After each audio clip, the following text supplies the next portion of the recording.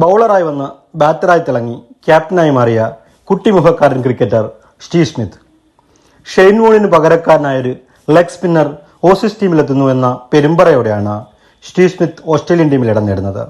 West ഇൻഡീസിനെതിരായ ആദ്യ ഏകദിനത്തിൽ Steve 9 ഓവറും 5 പന്തും പൂർത്തിയാക്കി 2 വിക്കറ്റ് നേടിയെങ്കിലും 8.21 ശരാശരിയിൽ 78 റൺസ് വിട്ടുകൊടുത്തു. ഓർക്കുക, ആ കളിയിൽ വെസ്റ്റ് ഇൻഡീസ് ആകെ നേടിയത് 199 റൺസ് മാത്രമായിരുന്നു.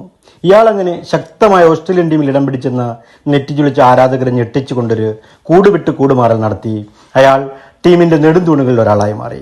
8ാം നമ്പർ ബാറ്ററിൽ നിന്നും 1 ഡൗണിലേക്കും ഓപ്പണറിലേക്കും എന്തിനേറെ ഓസ്ട്രേലിയൻ ടീമിന്റെ ക്യാപ്റ്റൻ സ്ഥാനത്തേക്ക് വരെ അയാളുടെ സ്ഥിര പരിശ്രമം അയാളെ എത്തിച്ചു.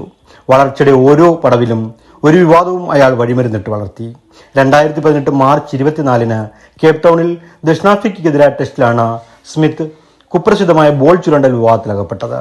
കുറ്റമേറ്റ് 1 വർഷം ടീമിന് പുറത്തും 2 വർഷം ക്യാപ്റ്റൻസിക്ക് പുറത്തും വരുന്ന സ്മിത്ത് വീണ്ടും ക്യാപ്റ്റനായി ടീമിൽ തിരിച്ചെത്തി.